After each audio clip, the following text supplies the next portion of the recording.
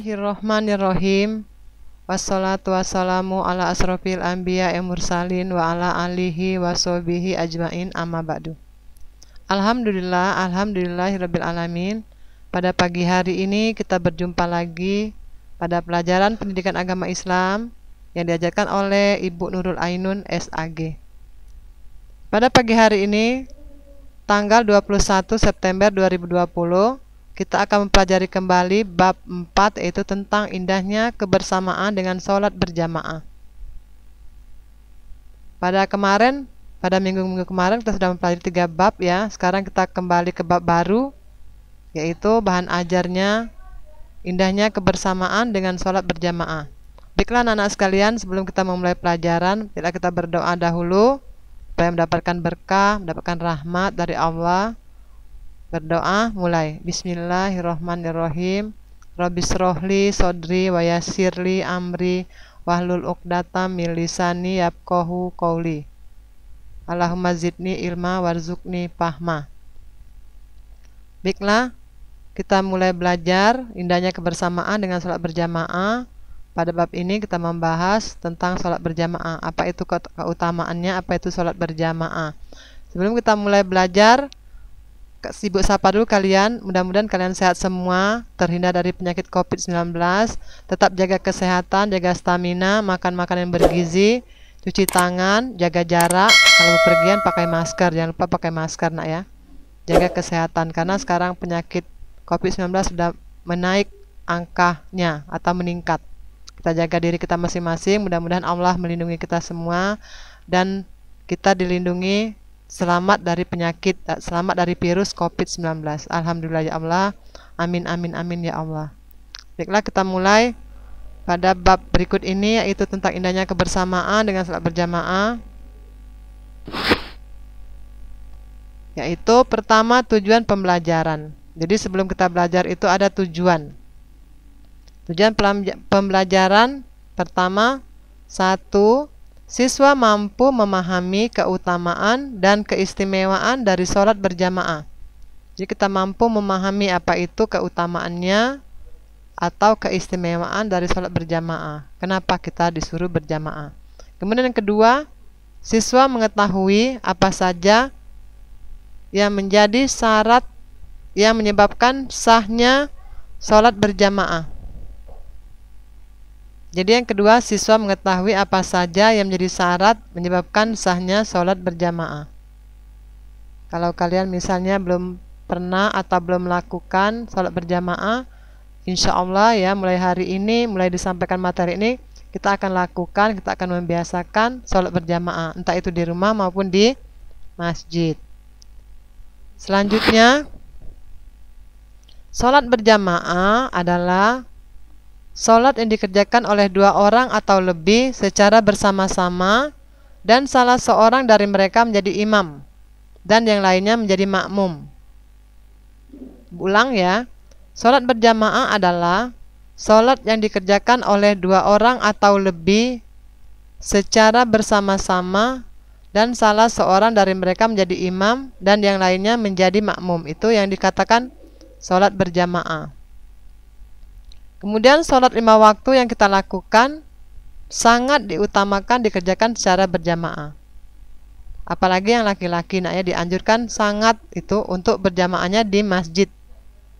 Kalau yang perempuan gak apa-apa, cukup di rumah aja. Kemudian hukum sholat berjamaah. Hukum sholat berjamaah adalah sunnah muakkad, yaitu sunnah yang sangat dianjurkan. Bahkan sebagian ulama mengatakan fardu kifayah. Itu hukum sholat berjamaah. Ulang lagi ya. Hukum sholat berjamaah adalah sunnah muakkad, sunnah muakkadah, yaitu sunnah yang sangat dianjurkan. Bahkan sebagian ulama mengatakan fardu kifayah, itu hukum daripada sholat berjamaah. Kalau tadi ya pengertiannya, kemudian sholat 5 waktu itu sebaiknya dikerjakan secara berjamaah. Kemudian hukum sholat berjamaah adalah sunnah muakkad, hukumnya. Next, berikutnya hadis Rasulullah tentang keistimewaan sholat berjamaah. Nah, kenapa kita disuruh atau dianjurkan sholat berjamaah?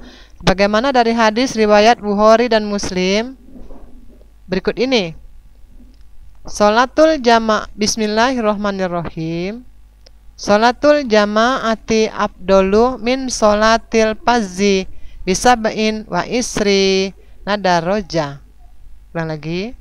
Sholatul jama'ati afdolu min sholatil fazzi bisab'in wa isri nadaroja. Dari Umar radhiyallahu anhu, Rasulullah bersabda, sholat berjamaah lebih utama dibandingkan dengan sholat sendirian dengan 27 derajat. Jadi derajat daripada orang sholat berjamaah itu 27 derajat dibandingkan sholat sendirian. Ini hadis riwayat Muslim. Jadi kalian perhatikan ya, ini keutamaan daripada atau keistimewaan daripada sholat berjamaah. Jadi banyak pahalanya dibandingkan kita sholat sendirian. Maka dari itu kita dianjurkan untuk sholat berjamaah. Hadis yang kedua menjelaskan tentang keistimewaan sholat berjamaah, yaitu Bismillahirrohmanirrohim. Man sholla lillahi arba'ina yaumam fi jama'atin yudrikut takbiratal ula kutibat lahu baro'atani baro'atum minan nar wa baro'atum minan nipak.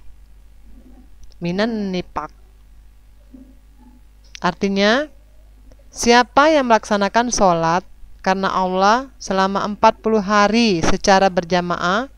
Ulang lagi ya. Siapa yang melaksanakan sholat karena Allah selama 40 hari secara berjamaah, ia tidak luput dari takbiratul ihram bersama imam, maka ia akan dicatat terbebas dari dua hal, yaitu terbebas dari siksa api neraka dan terbebas dari kemunafikan. Itu kalau kita berjamaah 40 hari secara berturut-turut, ya, secara berjamaah. Jadi kita tidak luput dari berjamaah dari takbiratul ihram bersama imam, bukan sendirian nak ya. Jadi berjamaah bersama imam nggak lepas dari takbiratul ihram selama 40 hari, maka kita akan dicatat terbebas dari dua hal, yaitu terbebas dari siksa neraka dan terbebas dari kemunafikan. Hadis riwayat Tirmizi. Jadi ada dua hadis tentang keutamaan sholat berjamaah. Mulai sekarang ya, kita praktekkan, kita kerjakan.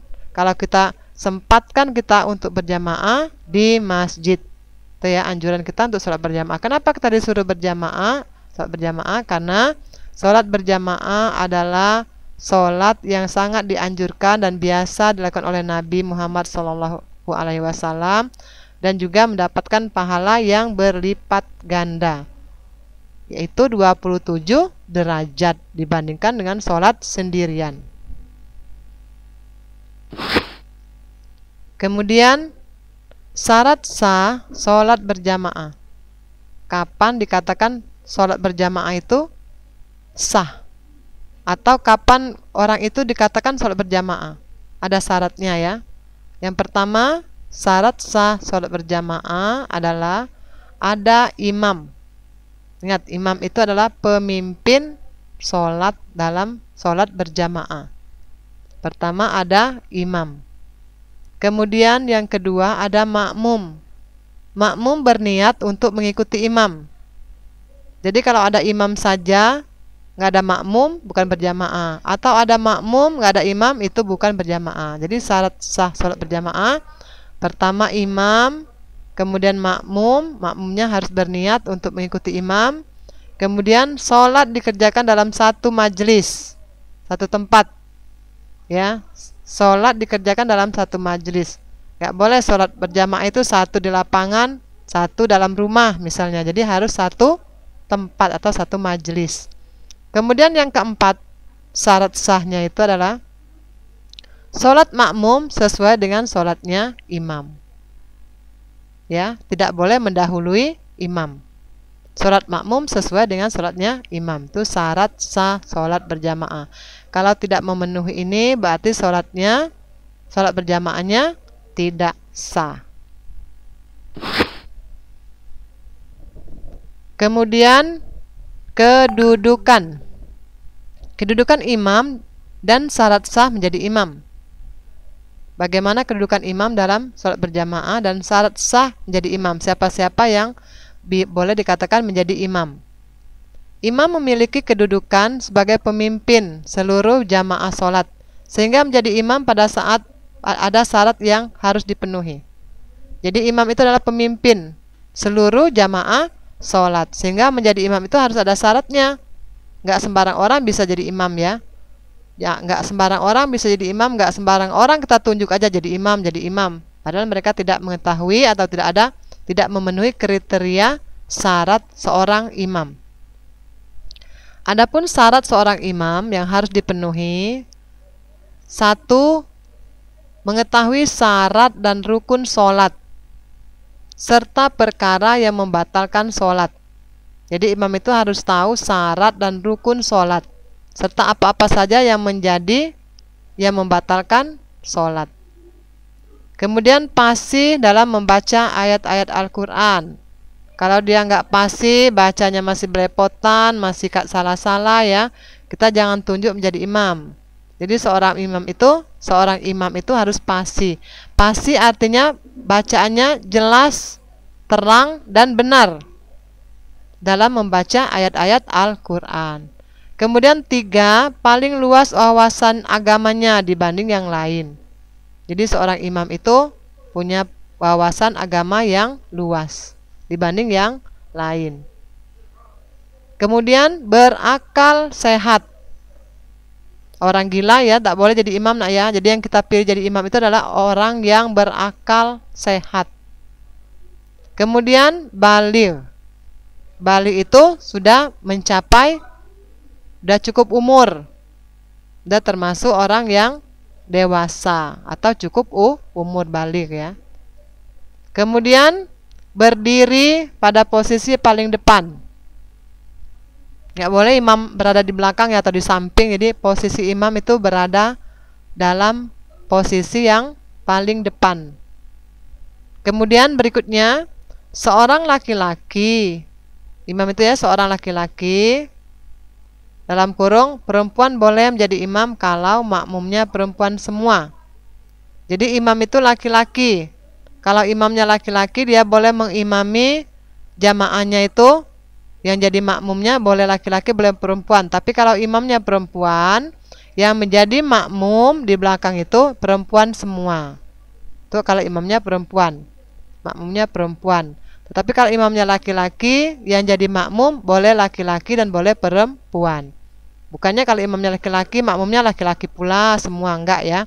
Jadi seorang imam laki-laki itu bisa mengimami makmum laki-laki dan makmum perempuan. Tapi kalau imamnya perempuan, dia boleh menjadi imam kalau makmumnya perempuan semua. Tapi kalau makmumnya ada yang laki-laki, dia tidak boleh menjadi imam. Kemudian tidak sedang bermakmum pada orang lain. Ya, imam tetap imam satu. Jadi tidak sedang bermakmum kepada orang lain. Berikutnya, syarat. Kalau tadi syarat menjadi imam, sekarang syarat menjadi seorang makmum. Kapan kita memenuhi syarat menjadi seorang makmum? Pertama, makmum berniat mengikuti imam. Jadi makmum jangan mendahului imam ya, dia di belakang, imamnya belum ruku, dia sudah ruku. Imamnya belum bangun, dia sudah bangun. Jadi makmum tadi berniat mengikuti imam. Kemudian mengetahui gerakan sholat. Ya, tidak dalam keadaan ngelamun dia. Kalau imamnya ruku, dia ikut ruku. Kalau imamnya bangun, ikut bangun. Jadi tahu gerakan sholat. Kemudian berada dalam satu tempat dengan imam. Tadi ya, berada dalam satu majelis atau satu tempat dengan imam. Kemudian yang keempat, posisinya di belakang imam. Itu syarat makmum ya, posisinya di belakang imam. Kemudian hendaklah sholat makmum sesuai dengan sholatnya imam. Misalnya imam sholat maghrib, makmum sholat maghrib. Jangan imamnya sholat maghrib, makmumnya sholat isya. Itu tidak sah ya, tidak sama. Jadi imam dengan makmum itu sama-sama mengerjakan sholat yang sama. Kalau zuhur, zuhur, kalau maghrib, maghrib ya, tidak masing-masing. Jadi mereka ada kebersamaan. Makmum mengikuti imam. Berikutnya, Kalau kalian sudah menjelaskan, sudah membaca, sudah mempelajari betapa pentingnya sholat berjamaah, nah ya, kita kerjakan sehari-hari, sempatkan waktu kita untuk ke masjid ya. Nggak semua 5 waktu, kalau sebagusnya 5 waktu kita ke masjid, tetapi kalau kita nggak bisa atau ada waktu-waktu yang tidak bisa dikerjakan, kita kerjakan sebisa kita untuk berjamaah di masjid. Itu ya pekerjaan kita, terutama yang laki-laki. Jadi kalau subuh bangun pagi-pagi, siap-siap kita ke masjid, karena pagi ya itu malaikat-malaikat itu menebarkan atau membagikan rezekinya ke bumi. Nah ya, jadi kita pagi-pagi bangun, usahakan kita berjamaah ke masjid. Kemudian zuhur, sebelum kita main atau setelah kita bermain mandi, kita bersegera untuk berjamaah di masjid. Pun demikian juga dengan asar, maghrib, dan isya. Nah, sebagai latihan-latihan kita pada minggu ini ya, ibu nggak banyak menjelaskan, nggak banyak soal yang kita kerjakan. Kalian sekarang belajar yaitu menuliskan ya, menuliskan 2 hadis. Tuliskan 2 hadis yang berkaitan dengan keutamaan sholat berjamaah. Jadi hadisnya ditulis di buku latihan rapi-rapi, nah ya, tuliskan Arabnya, kemudian Latinnya, serta terjemahannya. Ingat yang ditulis 2 hadis. Hadis yang pertama bahwa sholat berjamaah itu mendapatkan pahala 27 derajat dibandingkan sholat sendirian atau munfarid. Kemudian hadis yang kedua yang ibu jelaskan tadi, bahwa orang yang berjamaah selama 40 hari akan terbebas dari api neraka dan terbebas dari kemunafikan. Itu ya, hadisnya ada 2. Jadi kalian tulis semua. Ingat, ditulis, dikirim fotonya ya. Arabnya, ingat tanda tajwidnya, tanda fathah kasrah domanya ditulis semua. Jangan gundul. Jadi kalau menuliskan hadis, tuliskan hadisnya, tandanya yaitu sukun, fathah kasrah atau tanda mati ya, atau doma, ditulis semua. Kemudian yang merawihkan, riwayat siapa dia, hadis riwayat siapa, sesuai yang kita pelajari tadi. Kemudian yang kedua, sebutkan syarat sah sholat berjamaah. Jadi apa syaratnya supaya sholat berjamaah kita itu menjadi sah? Soal yang ketiga, sebutkan syarat sah yang wajib dipenuhi jika menjadi imam sholat berjamaah. Kalau tadi syarat sah sholat berjamaah, kemudian syarat sah yang wajib dipenuhi atau syarat menjadi seorang imam dalam sholat berjamaah. Kemudian yang keempat, sebutkan syarat menjadi seorang makmum. Bu kira ini ya soal-soalnya. Kalian silakan pelajari di rumah, silakan baca ya. Kita sekalian silakan terapkan dalam kehidupan sehari-hari untuk sholat berjamaah. Baik itu di rumah maupun di masjid, nah ya. Karena berjamaah itu mendapatkan pahala yang banyak dibandingkan sholat sendirian. Kira ini pertemuan kita pada tanggal 21 September ini, Senin ya, pagi jam 8. Jadi kalian tetap semangat, tetap rajin, jangan langsung ke soalnya, coba dengerin videonya. Kalau enggak, kalian simak buku kalian masing-masing, dijawab dengan tepat, dengan sungguh-sungguh nak ya, jangan asal jawab. Jangan lupa juga nama dan kelasnya ditulis. Nama dan kelas ditulis. Jadi kalau nggak ada nama, nggak ada kelas, itu berarti dia bisa mencontoh atau memfoto punya temennya. Kira itu ya. Akhiri, wabillahi taufik wal hidayah. Wassalamualaikum warahmatullahi wabarakatuh. Selamat bekerja.